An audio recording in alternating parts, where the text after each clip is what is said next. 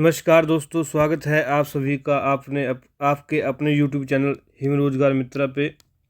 Job की तैयारी जिम्मेवारी हमारी। जैसे कि दोस्तों आप सभी को पता है, हमने इस YouTube प्लेटफॉर्म पे आप लोगों के साथ हिमाचल प्रदेश में पहली बार जो है वो हिमाचल प्रदेश जी के डिस्ट्रिक्ट वाइज हिंदी में जो था विस्तृत तरीके से विस्तार रूप से डिस्कस करने का बीड़ा उठाया था, जिसमें हम लोग सिरमौर डिस्ट्रिक्ट को पढ़ चुके हैं। और मैंने आपको बताया था कि पहले हम विस्तृत रूप से डिटेल्ड रूप से हर डिस्ट्रिक्ट को पढ़ेंगे और उसके बाद हम लोग अगले डिस्ट्रिक्ट की ओर जाएंगे। उससे पहले हम क्या करेंगे, एमसीक्यू करेंगे। पहले हम डिटेल्ड पढ़ेंगे, फिर हम एमसीक्यू की तरफ बढ़ेंगे।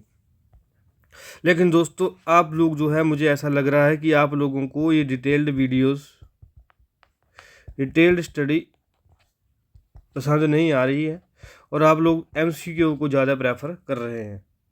लेकिन मैं उम्मीद करूंगा, और मैंने आपसे उस दिन भी बात की थी, कि अगर आप लोग डिटेल्ड स्टडी करेंगे तो आपको आगे आने वाले एग्ज़ाम में फ़ायदा मिलेगा। और अगर आप जो है वो एमसीक्यू ही रटेंगे तो आपको जो है वो रिटेन करना भी मुश्किल हो जाते हैं। और फिर एग्ज़ाम में अगर एग्जामिनर ने क्वेश्चन घुमा दिया तो फिर आपको जो है वो दिक्कत हो जाती है। तो मेरी तो आपको यही सलाह रहेगी कि आप किसी भी जो है वो एग्ज़ाम की तैयारी कर रहे हो तो आपको पहले टॉपिक को डिटेल में पढ़ लेना चाहिए एक बार, एटलीस्ट एक बार। फिर उसके बाद जो है वो आपको एमसीक्यू की तरफ जाना चाहिए, ताकि जो है वो आप लोगों के मन में एक कहानी जो होती है किसी भी चीज़ के बारे में वो बैठ जाए और फिर आप उसके एमसीक्यू एग्ज़ाम परस्पेक्टिव से तैयार कर सकें। हाँ, ये बात मानते हैं कि समय थोड़ा कम है, लेकिन पटवारी एग्ज़ाम के लिए काफ़ी समय है जिसमें जो है वो हमें डिटेल्ड एचपीजीके पढ़ना चाहिए। तो मेरा तो आपको सजेशन यही रहेगा कि आप लोग जो है वो पहले विस्तृत तरीके से जिला पढ़ें और उसके बाद जो है एमसीक्यू की तरफ जाएं, जो हम ही इस प्लेटफॉर्म पे लेके आते हैं। पहले डिटेल्ड वीडियो, फिर उसके बाद एमसीक्यू। और इस वीडियो में उम्मीद करूँगा कि लगभग जो है वो 300 व्यूज़ का हम टारगेट रखेंगे, क्योंकि दोस्तों वीडियो बनाने में जो है वो काफ़ी मेहनत लगती है, आपको भी पता है और हमें तो पता लग ही रहा है कि कितनी मेहनत लगती है। कि अगर 300 व्यूज़ आएंगे तो हम इस सीरीज़ को कंटिन्यू करेंगे, अदरवाइज़ जो है वो बाकी प्लेटफॉर्म की तरह हम भी एमसीक्यू की तरफ शिफ्ट हो जाएंगे। क्योंकि जब जिसको फ़ायदे की चीज़ है, जिसके फ़ायदे की चीज़ है, उसी को इस चीज़ की रिस्पेक्ट नहीं है तो और कौन करेगा। ठीक है, उम्मीद करूँगा कि आपको ये वीडियो पसंद आएगी। और हमारा जो इस पे पढ़ने का तरीका वही है कि पहले हम जो है वो मिसलिनियस फैक्ट पढ़ेंगे, ठीक है, सेंसस से रिलेटेड जियोमॉर्फिक फैक्ट पढ़ेंगे, फिर हम पढ़ेंगे क्या, जियोग्राफी पढ़ेंगे, फिर हम क्या पढ़ेंगे, हिस्ट्री, फिर पॉलिटी, फिर इकोनॉमी, फिर प्लेसेस, फिर पर्सनालिटीज़, फिर हम क्या पढ़ेंगे, फेयर्स एंड फेस्टिवल, ठीक है, फिर हम क्या पढ़ेंगे, हाइड्रो इलेक्ट्रिक प्रोजेक्ट्स। इस तरीके से जो है वो हम हर डिस्ट्रिक्ट की जो है प्रोफाइल एक डिटेल में पढ़ रहे हैं। ज़्यादा समय न बर्बाद करते हुए शुरू करते हैं आज का डिस्कशन। सबसे पहले हम बिलासपुर के बारे में पढ़ रहे हैं, ये आपने देख लिया। अब हम पढ़ेंगे बिलासपुर के बारे में इम्पोर्टेंट फैक्ट्स। और मैंने आपको पहले कहा कि जब भी मेरा लेक्चर होगा तो आपको कॉपी पेन लेके बैठना है, ये कोई कहानी नहीं चल रही है, आपको इसके नोट्स बनाने ही पड़ेंगे, ठीक है। तो पहला है हमारे पास है कि डिस्ट्रिक्ट बना कब, जिला कब बना, कब बना है, 1 जुलाई 1954 को, ठीक है, 1954 को जिला बना। एरिया कितना इसका, 11,067 किलोमीटर स्क्वायर। तो ये आपने ध्यान में रखना है, वर्ग किलोमीटर लिखना था इसको, वैसे 11,067 किलोमीटर वर्ग किलोमीटर। और इसमें आपको ये ध्यान में रखना है हिमाचल प्रदेश की एरिया कितना परसेंट है, 2.10%। ये आपको डेफिनेशन जो है वो याद रखनी है, एग्जाम में आ सकती है कि हिमाचल प्रदेश के एरिया कितना परसेंट है, 2.10%। तो ये आपने ध्यान में रखना है। पहला पॉइंट हो गया ये, दूसरा पॉइंट हो गया एरिया। तीसरा हम पढ़ेंगे टोटल पॉपुलेशन कितनी है इसकी, टोटल पॉपुलेशन कितनी है, 3,81,956। इसको आपको जो है एज इट इज़ याद रखने की जरूरत नहीं है। और ये जो भी फैक्ट हैं पॉपुलेशन से रिलेटेड, ये आपको पता होगा कि ये आते हैं 2011 जनगणना के अनुसार, जो मैं आपको पढ़ा चुका हूँ। अगर आपने प्ले लिस्ट देखी होगी, इसका लिंक मैं डिस्क्रिप्शन में भी लगा दूंगा, तो मैं ये पढ़ा चुका हूँ। और 3,81,956 जो है इसकी टोटल पॉपुलेशन है, जो हिमाचल प्रदेश की टोटल पॉपुलेशन कितना हिस्सा है, 5.56%। तो ये दोनों फैक्ट काफ़ी इंपॉर्टेंट होते हैं। आपको ये चीज़ें याद रहे चाहे ना रहे, पर ये चीज़ें याद रखनी पड़ेंगी कि हिमाचल प्रदेश के कुल जो एरिया है उसका कितना परसेंट बिलासपुर है, 2.10%, और जनसंख्या 5.56%, ये आपने ध्यान में रखना है। ठीक है, आगे हमारे पास है जनसंख्या घनत्व। जनसंख्या घनत्व कितना है, 327। किसके अकॉर्डिंग, 2011 के अकॉर्डिंग, ये आपने ध्यान में रखना है। और आगे है हमारे पास सेक्स रेशो। सेक्स रेशो क्या बोलते हैं, लिंगानुपात। लिंगानुपात कितना है, 981। आगे हम पढ़ेंगे लिटरेसी रेट, साक्षरता दर कितनी है, 84.59। और ये सब फैक्ट किसके अकॉर्डिंग है दोस्तों, 2011 की जनगणना के अकॉर्डिंग, ये आपने ध्यान में रखना है। आगे हमारे पास क्या आएगा, जनसंख्या वृद्धि।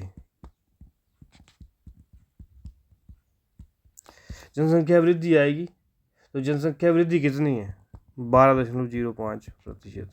2010 से, ये आपको पता होना चाहिए, 2010 से 2011 की तरफ जो है बात की जाती है। ठीक है, आगे इसमें बात की गई है कि हमारे पास विधानसभा क्षेत्र कितने हैं,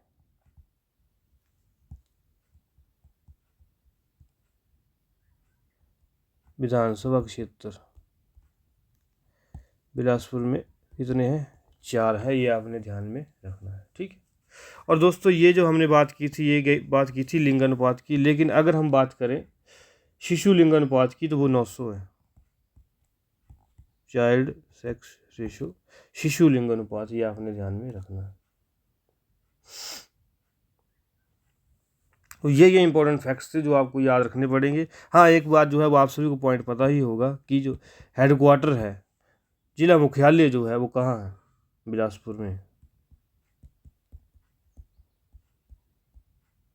ठीक है, ये चीज़ें जो है वो आपको याद रखनी पड़ेंगी।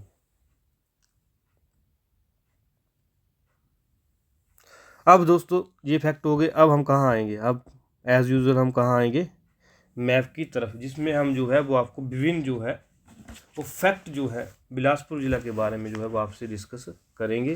क्या डिस्कस करेंगे, सबसे पहले मैंने आपको क्या बताया था कि हम हमारे पास किसकी बात होती है, पड़ोसी जिला, जीजा ही लिखती है, पड़ोसी जिला या राज्य। ठीक है, ये आपने ध्यान में रखना है। सबसे पहले हमारे पास किसकी बात होती है, पड़ोसी जिला या पड़ोसी राज्य की। तो शुरू करेंगे। सबसे पहले दोस्तों आप आपको एक ओवरव्यू लेना पड़ेगा कि बिलासपुर में किस तरीके से जो है वो चीज़ें हैं। तो ये देखिए, आप ये देख सकते हैं, ये है बिलासपुर सदर हेडक्वार्टर जिसकी हम बात की है, ये पूरा जो है हेडक्वार्टर है, इतना एरिया, ये है बिलासपुर सदर। ठीक है, ये आता है नमहोल, ये आती है घुमारमी, ये आता है भराड़ी, ये आता है झंडूता, ये आता है कलोल, ये आता है नैना देवी। और यहाँ पे जो है जहाँ से मैंने मैप उठाया यहाँ से वो गलत लिख दिया गया है, ये स्वारघाट है ये जगह। ठीक है, तो ये आपने ध्यान में थोड़ा रखना है कि ये जगह क्या है, स्वारघाट है।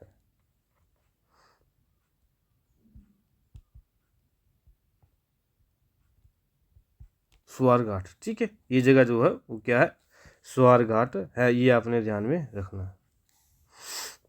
तो ये आपने मैप का एक रुख जो है वो ले लिया।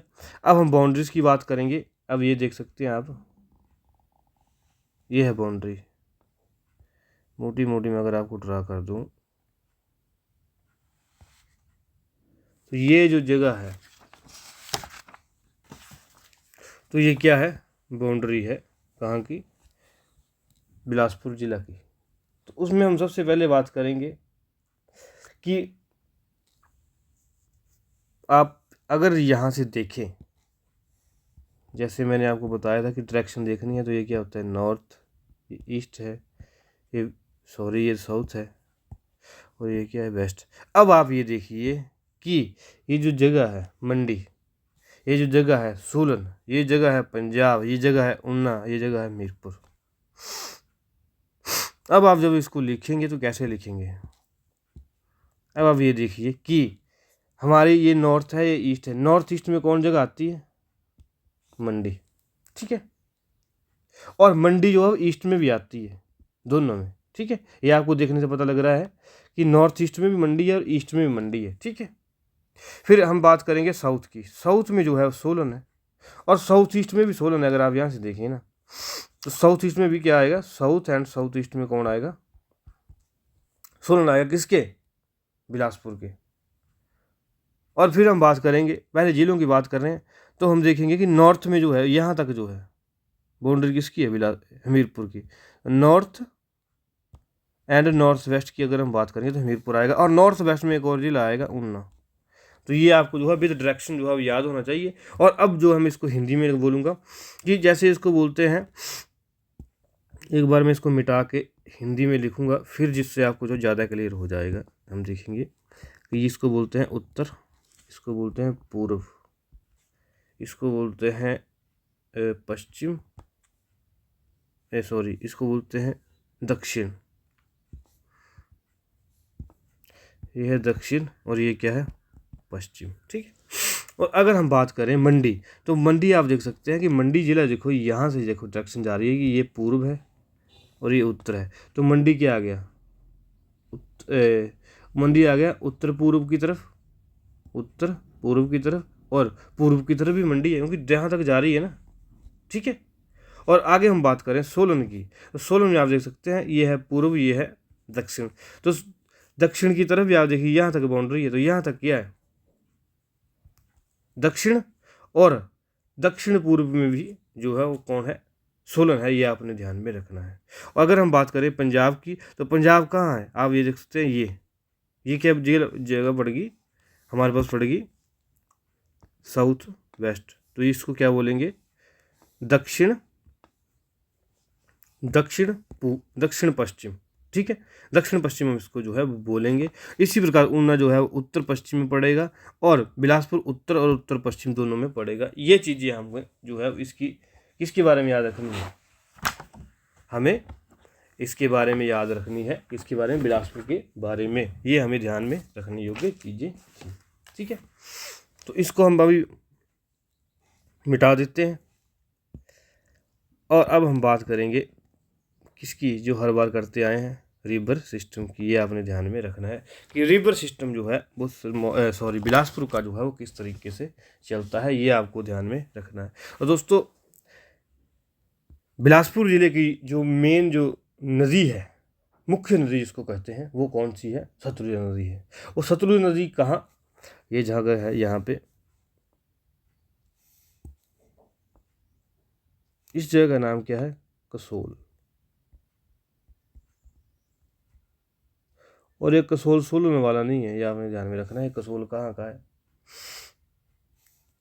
बिलासपुर का। यहाँ से जो है वो ऐसे बहते हुए, थोड़ा सा पेन जो है वो मैं मोटा ले लेता हूँ, उसमें जो है वो आपको थोड़ा आसानी से दिख जाएगा। यहाँ से बहते हुए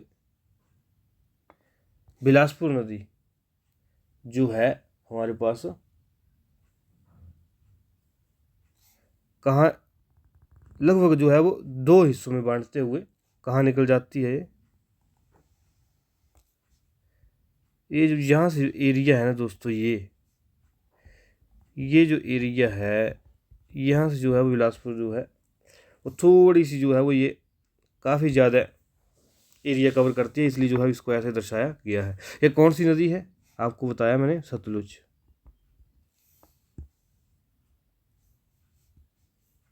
ठीक है।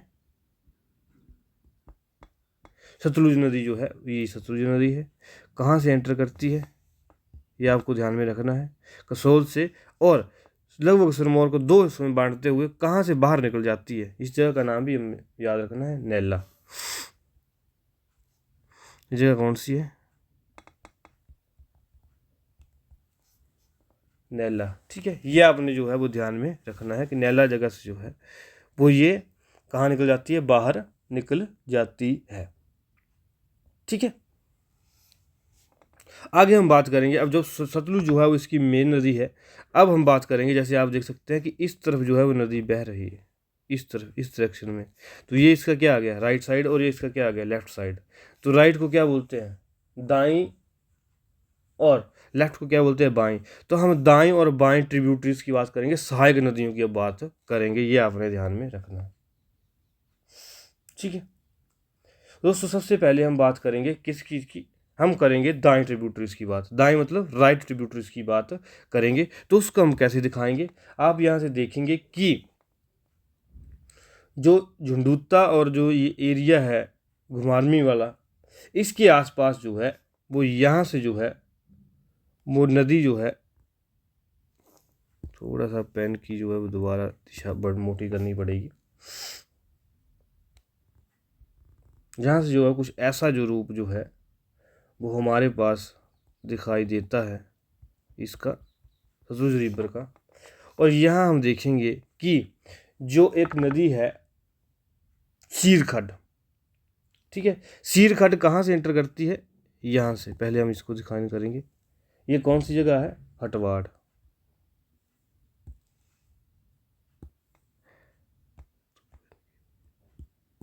ये जो जगह है क्या है,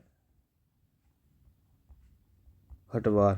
हटवाड़ जगह से क्या होता है, यहाँ से क्या होगा हमारे पास, सीरखड्ड जो है वो एंटर करेगी ऐसे,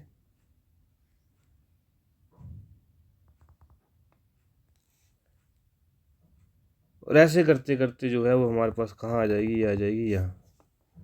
ठीक है, कौन सी खड्ड है ये, सीरखड्ड की जो है हम बात कर रहे हैं। इसी तरीके से जो है वो लगभग यहाँ से कौन सी खड्ड आती है,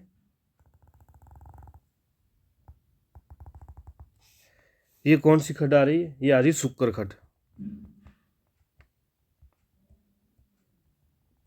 ये आ रही है शुक्र खड्ड। ठीक है, ये भी इस तरह बह रही है, ये भी इस तरह बह रही है। ठीक है, और ये जो नदियां हैं, एक आएगी सरियाली, सरियाली नदी जो आएगी वो यहाँ से आएगी लगभग यहाँ से ऐसे। ठीक है, ये कौन सी है, सरियाली। ठीक है, तो ये आपने देखना है कि जो हमारे पास जो नदियां हैं, सीर होगी, शुक्र खड्ड होगी, एक तो सीर हो गई, एक शुक्र खड्ड हो गई, एक हो गई सरियाली। ठीक है, तीन जो नदियां हो गई, ये क्या है, ये क्या है, ये दाई ट्रिब्यूटरीज है, दाई सहायक नदियां हैं, किसकी है, सतलुज की। ठीक है, इसको आप ट्रिपल एस से याद रख सकते हैं।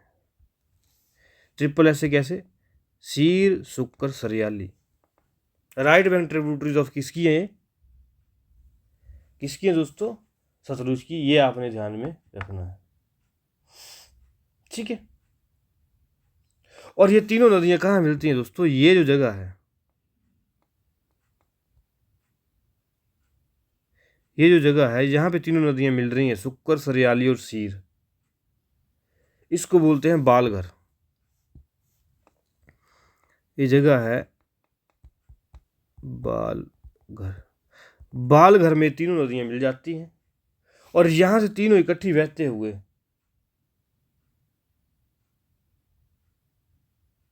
ठीक है आगे जो है वो सतलुज में मिलती हैं। और सतलुज में कहाँ मिलती हैं, बहरी जगह में। ये जगह क्या है, बहरी, हिंदी में लिखना था। ठीक है, इस तरीके से जो है वो आपको चीज़ें जो है वो याद रहनी चाहिए। सो इस तरीके से जो शहरी जो जगह है वहाँ पे जो है वो ये तीनों नदियाँ किससे मिल जाती हैं, सतलुज से। ये मैंने आपको बताया था कि ये नदी बह रही है पूरी, ये कौन सी है, सतलुज नदी है। सीरखड्ड हटवार से निकलेगी और बालघर में आके किससे मिल जाएगी, सतलुज से शुक्रखंड भी और सरियाली भी तीनों कहाँ मिलती हैं? बालघर में, और आगे जो है वो शहरी जगह में जाके किससे मिल जाती हैं? हमारे पास जो ये जगह है शहरी जो है उसमें जो है वो सतलुज में मिल जाती है। ये दोस्तों हमारी किसकी बात होगी? दाएं सहायक नदियों की। कैसे याद कर सकेंगे? ट्रिपल एस से सीर, शुक्र, सरियाली। दोस्तों नदी नाले तो बहुत हैं, लेकिन हमें जो है मेन जो नदियां हैं वो याद करनी है। ठीक है, अब हम बढ़ेंगे किसकी ओर? बाएं ट्रिब्यूटरीज की तरफ। कौन सी ट्रिब्यूटरीज? बाएं सहायक नदियां। ठीक है, लेफ्ट बैंक ट्रिब्यूटरीज की ओर बढ़ेंगे। तो सबसे पहले जो हमारे पास आएगा वो कौन सी जगह आएगी? वो नदी आएगी हमारे पास अली खड्ड। अली खड्ड के बारे में आप लोगों ने काफ़ी जो है वो सुना होगा। अली खड्ड जो है वो इस जगह, लगभग इस जगह से जो है ऐसे चलते हुए निकलेगी, थोड़ा सा बल खाते हुए। दोस्तों डायरेक्शन पूरी सही नहीं हो सकती, लेकिन आपको समझाने के लिए ये सारी चीज़ें हैं। ठीक है दोस्तों, ये कौन सी खड्ड बताई मैंने? अली। अली खड्ड की जो हम बात करें, अली खड्ड जो है वो कहाँ पैदा होती है? सबसे पहले आपको ध्यान रखना है, पैदा कहाँ होती है? अर्की। अर्की कहाँ है? सोलन में। तो यहाँ अर्की से पैदा होगी, ये यहीं लिख देता हूँ ब्रैकेट में। अर्की से पैदा होती है ये, और किस जगह पे एंटर करती है? यहाँ से आ रही पीछे से, यहाँ से किसी जगह से एंटर करती है। इस जगह का नाम क्या है? कोठी हराड़। इसको मनुट्ठी बोलते हैं, मनुट्ठी या कोठी हराड़। तो ये आपने ध्यान में रखना है, यह होता है मनुट्ठी। ठीक है, इस तरीके से जो है चीज़ें जो है चलती हैं, ये आपने ध्यान में रखना है। थोड़ा सा दोस्तों समय लगता है नदियों को समझाने में, लेकिन अगर आपको एक बार समझ आ गई तो मुझे लगता नहीं कि आपको कहीं और से पढ़ने की जरूरत है। मनुट्ठी या कोठी हरार। ठीक है, यहाँ से क्या करती है? अली खड्ड जो एंटर करती है, और आगे ये जगह आएगी वेरी घाट।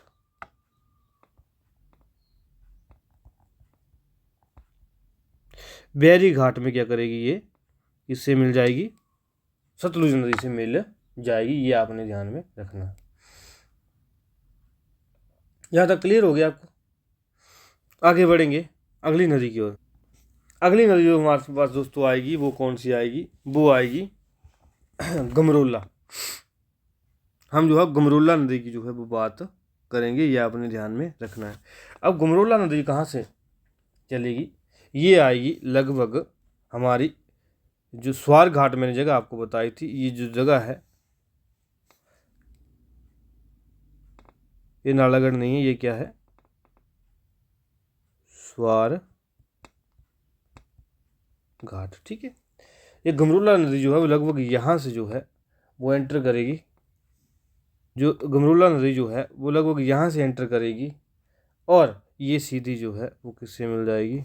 ये तो ब्लू पेन चाहिए था इसके लिए, माफ़ करिएगा। ये ऐसे जो है वो इससे मिल जाएगी। आपने क्या, कौन सी नदी है? गमरोला। ठीक है, एक होगी गमरोला नदी। फिर दोस्तों हमारे पास जो है वो एक नदी और आएगी जो स्वार घाट और सोलन के बीच में जो ऐसे जो है वो कहाँ मिलेगी? ये हमारे पास इस जगह पे जो आके हमारे पास जो है वो ये मिल जाएगी। ये आपने ध्यान में रखना है। ये कौन सी है? नाम सुना होगा आपने, गंबर घाट। गंबर घाट की जो बात हमने जो यहाँ की, और गंबर घाट जो है वो कहाँ से एंटर करती है ये आपको जो है वो ध्यान रखना है। नेरी जगह से जो है एंटर करती है, और दगड़ा में आके जो है वो ये क्या करती है? हमारे पास किस में मिल जाती है? सतलुज में मिल जाती है। तो ये आपने ध्यान में रखना है। दगरा, या इसको जो है वो दनगरन जो भी है, दगड़ा, दगड़ा, या तो इसको ऐसा लिख सकते हैं, या जो इसकी इंग्लिश स्पेलिंग है वो भी मैं आपको क्लियर कर दूंगा अभी, जिससे जो आप अपने तरीके से पढ़ सकते हो। दोस्तों प्रोनाउंसिएशन में दिक्कत हो सकती है, लेकिन फैक्ट जो है बिल्कुल सही मिलेगा। दगड़ा ऐसी जो स्पेलिंग है इसकी, यहाँ पे जो आके हुआ है वो किससे मिल जाती है? सतलुज से मिल जाती है। ये आपने ध्यान में रखना है। तो हमने जो दोस्तों जो बाईं जो सहायक नदियाँ हैं उसमें क्या क्या पढ़ा, एक हमने पढ़ा अलीखट, एक हमने पढ़ा गमरूला, बाकी छोटे नाले तो कई हैं, लेकिन जो हमारे पास जो मेन जो हमने पढ़ने थे वो क्या है, गंबर, गमरूला और अली। ठीक है, तो ये आपने ध्यान में रखना है। तो इसको हम कैसे याद रखेंगे, जी जी ए या ए जी जी, जैसे आपको अच्छा लगे वैसे आप इसको याद कर सकते हैं, जी जी ए। ठीक है, और दाएं सहायक नदियाँ ट्रिपल एस से याद रखेंगे, शीर, सुक्कर, सरियाली। और जो हमारे पास लेफ्ट जो ट्रिब्यूटरीज हैं उसको हम कैसे याद रखेंगे, जी जी ए। ये आपने ध्यान में रखना है। इस तरीके से दोस्तों जो है वो हमारे पास सतलुज की जो मेन ट्रिब्यूटरीज हैं वो हम डिफाइन करते हैं बिलासपुर में। और ये जो है गोविंद सागर डैम की वजह से जो है, आपको ध्यान में रखना है कि ये जो पानी इतना ज़्यादा इकट्ठा हो जाता है, ये जो मैंने यहाँ पे दर्शाया है, ये किसकी वजह से है, गोविंद सागर डैम की वजह से है। ये आपको ध्यान में रखना है। ठीक है, इस तरीके से जो है चीज़ें चलेंगी। और ये जो है वो इसका क्या है, हमारे पास जो नदियों का जो चित्रण है वो इसके द्वारा किया जाता है। और ऐसे जो है वो चीज़ें बिलासपुर में चलती हैं दोस्तों। तो उम्मीद कर रहा हूँ कि आपको यहाँ तक जो है वो क्लियर हो गया होगा कि बिलासपुर में किस तरीके से जो है नदियाँ बहती हैं। और उम्मीद कर रहा हूँ कि ऐसा आपने आज तक कहीं पढ़ा नहीं होगा। फ्री ऑफ कॉस्ट आपको कहाँ मिल रहा है दोस्तों, ये हिम रोजगार मित्र चैनल पे ऐसी चीज़ें जो है बिलासपुर के बारे में जानने को मिल रही हैं। अब दोस्तों आगे हम जो है वो अगला जो चीज़ पढ़ेंगे वो क्या पढ़ेंगे, पहाड़ियाँ। ठीक है दोस्तों, इसमें जो आपको एक बात याद रखनी है कि बिलासपुर को क्या कहा जाता है, सतधार भी कहा जाता है। सतधार, सतधार से आपको पता लग रहा होगा कि यहाँ क्या है, 7 धारें हैं। धार समझ रहे हैं, हिल रेंजेस। तो ये आपने ध्यान में रखना है, बिलासपुर को सतधार भी कहा जाता है। यहाँ कितनी धारें हैं, 7। और इन्हीं 7 के बारे में अब हम यहाँ पढ़ेंगे। यहाँ से जो क्वेश्चन एग्जाम में कई बार पूछा गया है। तो पहला हमारे पास है कौन सा, नैना देवी धार या धार नैना देवी। ठीक है, धार नैना देवी। नैना देवी टेम्पल के बारे में आप सभी लोगों ने सुना होगा। तो उसी तरीके से जो है हमारे पास क्या है, धार नैना देवी की बात जो है वो की जाती है। ये आपने ध्यान में रखना है। ठीक है, इसके ऊपर सबसे पहले क्या है, एक तो नैना देवी टेम्पल ही है। ठीक है, कितनी ऊंचाई पर है, 1100 मीटर की ऊंचाई पर है। ये आपने ध्यान में रखना है। और इसमें जो है 2 परगना है।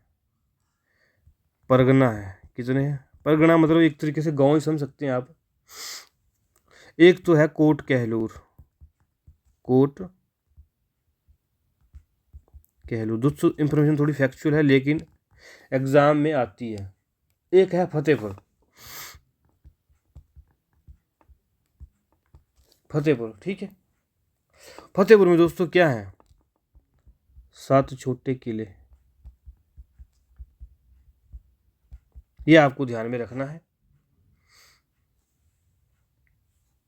ठीक है दोस्तों, ये जो परगने हैं इनके किले भी हैं। तो जब आप जो है वो पढ़ेंगे परगने के बारे में, तो वो परगने कौन कौन से हैं, कोट कहलूर और फतेहपुर जो है वो 2 परगने हैं। और ये जो है वो किले भी हैं। कोट कहलूर का किला भी है, फतेहपुर का किला भी है। फतेहपुर का किला किन से मिल रहा है, 7 छोटे किलों से मिलकर जो है वो बना है। अगले पार्ट की ओर हम बढ़ेंगे। अगला जो हमारे पास धार है वो क्या है, कोटधार, या उसको क्या कहा जाता है, कोट पहाड़ी।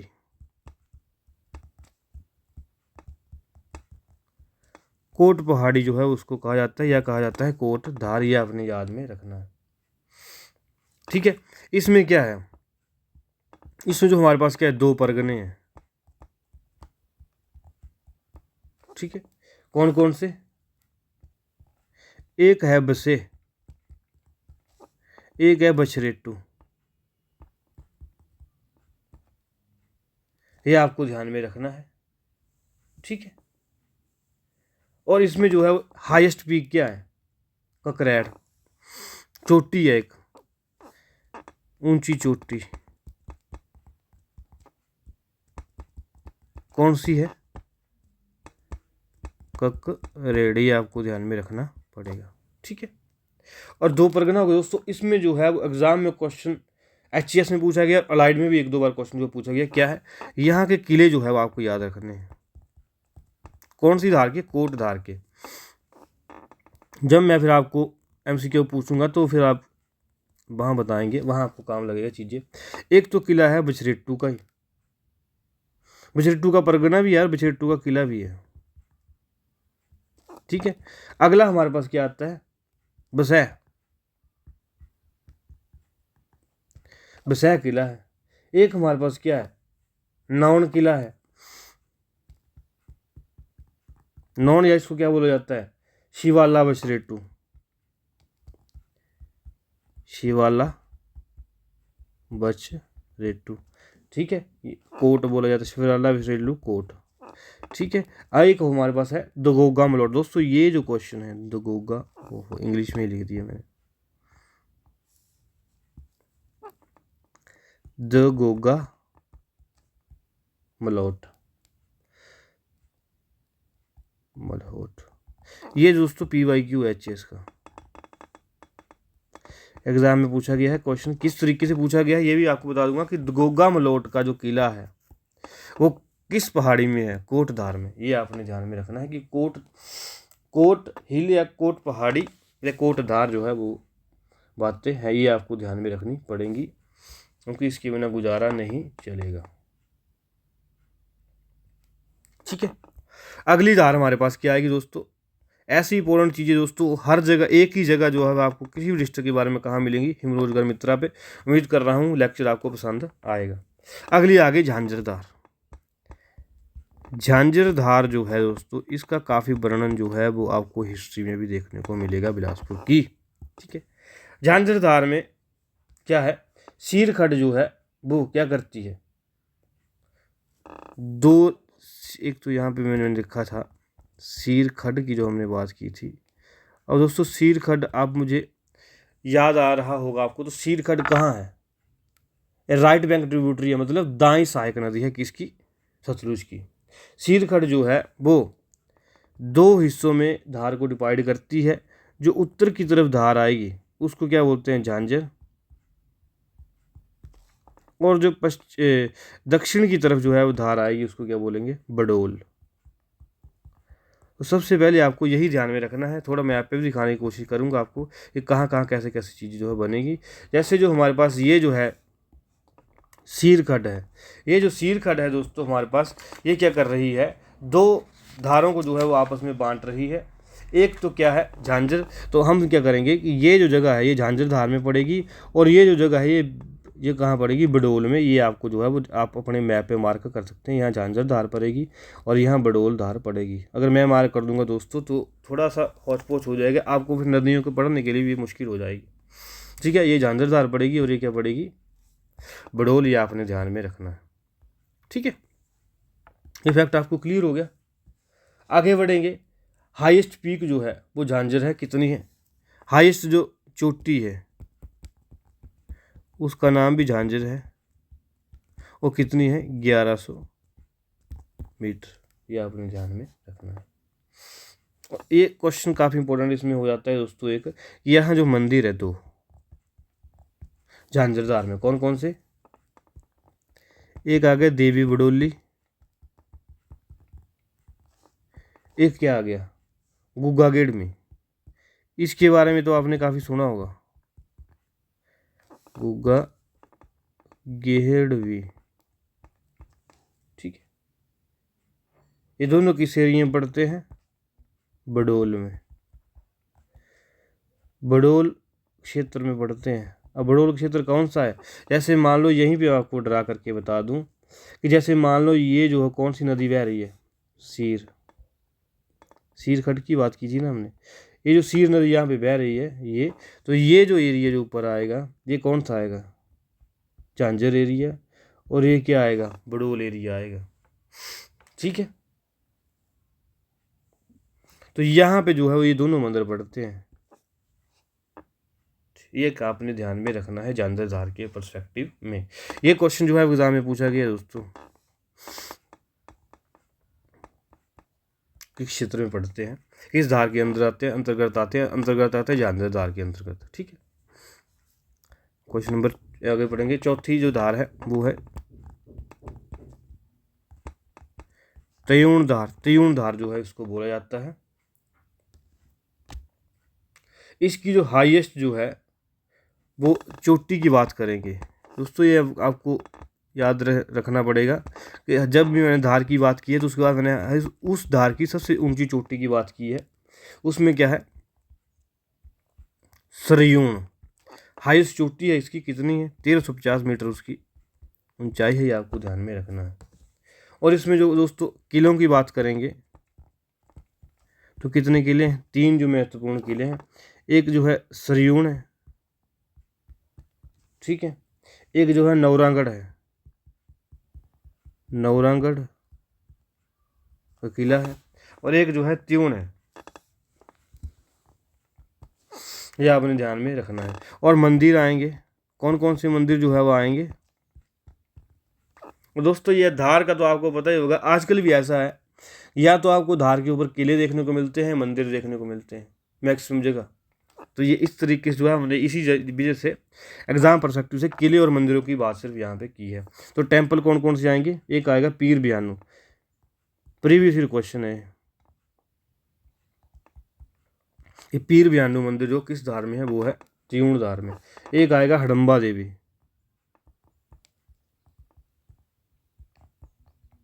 ठीक। एक आएगा हमारे पास सिद्ध गुरुनाथ,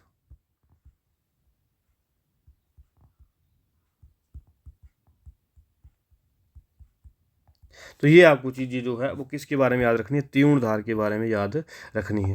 अगला जो हमारे पास है धार है वो है बांदला धार। धार बांदला, धार बंदला इंद्रो धार बंदला, सुना होगा आपने गाना, आजकल काफ़ी ट्रेंडिंग में है ये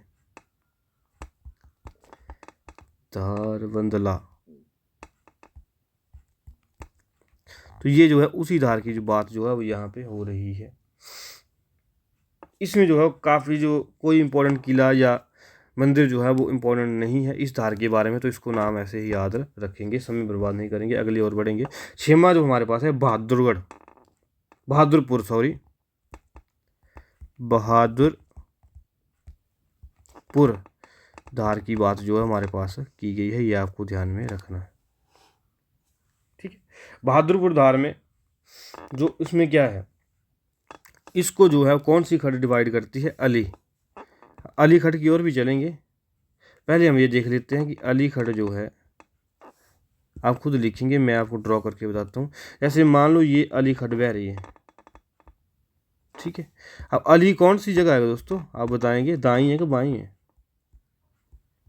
अली कहाँ सी है, लेफ्ट ट्रिब्यूटरी है, बाई सहायक नदी है। तो इसमें जो है वो टटो जो एरिया है, टटो जो एरिया है वो नॉर्थ में आएगा, और नीचे कौन सा आएगा, बहादुरपुर। ये आपको ध्यान में रखना है। जो मैंने ये बनाया है ये आपको लिखना है कि अली खड़ जो है वो 2 हिस्सों में जो है वो डिवाइड करती है। टटो नॉर्थ एरिया आएगा और बहादुरपुर जो है वो साउथ एरिया आएगा। और दोस्तों ये आपको एक और ध्यान रखना है कि इसमें जो एक जो है इसमें जो हमारे पास एक किला पाया जाता है बहादुरपुर, बहादुरपुर का जो किला है ये कितना लंबा है, 1980 मीटर लंबा है।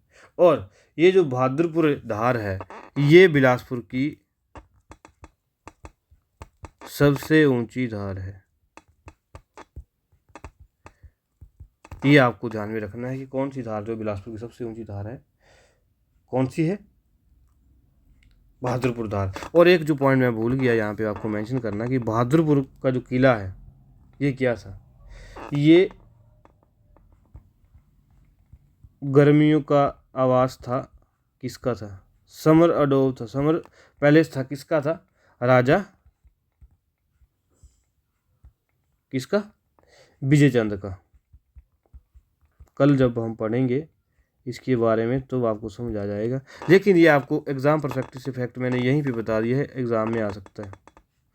राजा विजय चंद की जो बात जो है अब यहाँ पे की गई है, राजा विजय चंद का जो है वो गर्मियों का वास क्या था, समर अडोब जो है क्या था, बहादुरपुर धार था। ये आपको ध्यान में रखना है। आगे लास्ट जो धार हमारे पास आ गई तो कौन सी आ गई, रतनपुर।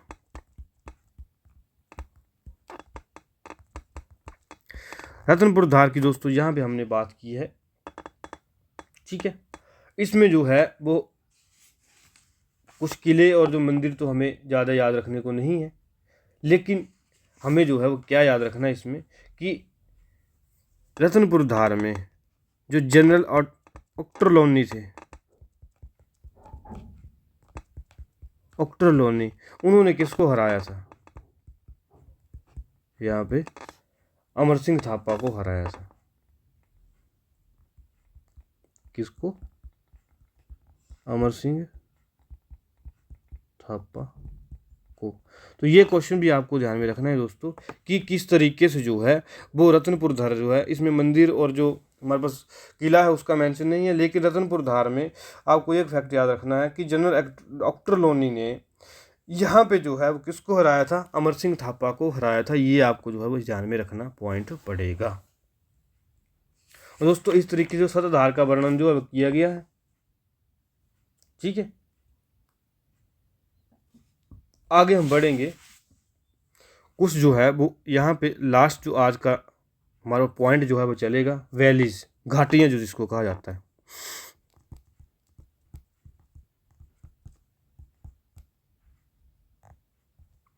वैलीज की बात जो हमारे पास होगी तो पहली है सतलुज वैली,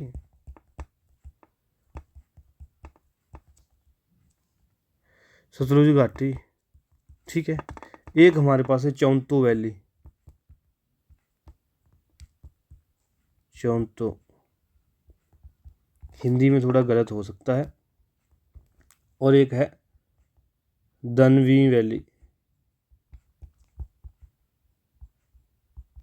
दनवीन घाटी। ये आपने ध्यान में रखना है। ये जो तीन घाटियाँ जो है वो कहाँ पाई जाती हैं, किस में पाई जाती हैं, हमारे पास बिलासपुर ज़िले में जो है वो पाई जाती हैं। तो दोस्तों ये इनको आपको जो है नाम ही याद रखने हैं, बाकी इनमें जो काफ़ी इंपॉर्टेंट है जो चीज़ें कुछ नहीं है, ये आपने ध्यान में रखना है। अगर आपसे एग्जाम में पूछा जाएगा इसको, जो ये जो क्वेश्चन है दोस्तों, इसको जो है डेमी वैली भी कहा जाता है, डेमी घाटी। प्रीवियस क्वेश्चन है एचएस का, ये आपको ध्यान में रखना है कि डेमी घाटी कहाँ पाई जाती है, ये कहाँ पाई जाती है, बिलासपुर में। तो तीन जो नदियाँ हैं घाटियाँ, सॉरी, सतलुज घाटी, चौंतो घाटी और दनवीन घाटी जो है इसको डेमी घाटी भी कहा जाता है। ये आपको ध्यान में रखना है। तो यहाँ पे जो है दोस्तों आज हम अपना लेक्चर जो है वो ख़त्म करेंगे। इस लेक्चर में हमने दोस्तों क्या चीज़ें पढ़ी हैं ये हम एक बार दोबारा जो है वो देख लेंगे। क्या देखेंगे कि सबसे पहले हमने बात की इम्पोर्टेंट फैक्ट्स के बारे में बिलासपुर के, फिर हमने उसकी नदियों की बात की जिसमें हमने आपको SSS से जो है वो दाईं सहायक नदियाँ बताई, सीर, सुक्कर, सरियाली। फिर हमने जो है वो आपको बाएं सहायक नदियाँ बताई, कौन सी, गंबर, गमरोला और अली खाड़ी। ये आपने ध्यान में रखना है। फिर हमने जो है वो 7 धारों की यहाँ पे बात की, सतधार कहा जाता है, जिसमें जो है वो धार, नैना, कोट धार, झांझर धार, त्यूण धार, बहार, बंदला, बहादुर धार, रतनपुर धार की बात की, 3 घाटियों की बात की। दोस्तों उम्मीद कर रहा हूँ कि हिम रोजगार मित्रा पे जॉब की तैयारी जिम्मेवारी हमारी, ये चीज़ आपको पसंद आई होगी। अगर आप चाहते हैं कि हम ऐसे ही अन्य डिस्ट्रिक्ट की भी जो है वो डिटेल्ड जो है वो आपको HPG के पढ़ाएं तो आप कमेंट में बता सकते हैं। और अगर आप चाहते हैं कि हम MCQ सीरीज़ ही चलाएं तब भी आप कमेंट में हम बता सकते हैं। हम असमंजस में हैं क्योंकि जो प्यार, जो हमें भरोसा, ट्रस्ट जो है वो आप लोगों का मिलना चाहिए कि हमें ऐसी जो HPG की सीरीज़ हिंदी में चाहिए। मैंने हिम्मत की थी कि जो है वो हिंदी वाले बच्चों को जो है वो एक डिटेल्ड जो है फ्री सोर्स जो है वो HPG का हो जाए, लेकिन आपके जो ट्रस्ट में, प्यार में जो कमी दिख रही है, व्यूज़ काफ़ी कम है। उम्मीद कर रहा हूँ कि 300 व्यूज़ जो है वो मिनिमम जो है इस वीडियो पे आएंगे ताकि हमारा भी हौसला बढ़े और हम भी जो है वो अन्य ज़िलों की वीडियो बनाने में जो है वो अपनी रुचि और उस जोश से काम कर सके। ठीक है, ज़्यादा समय न बर्बाद करते हुए दोस्तों यहीं ख़त्म करते हैं आज, और कल बढ़ेंगे हिमाचल बिलासपुर की हिस्ट्री की तरफ, जिसमें जो है वो अलग अलग राजाओं के बारे में पढ़ेंगे। तो धन्यवाद, मिलेंगे नई वीडियो के साथ, नए जोश के साथ। तब तक धन्यवाद।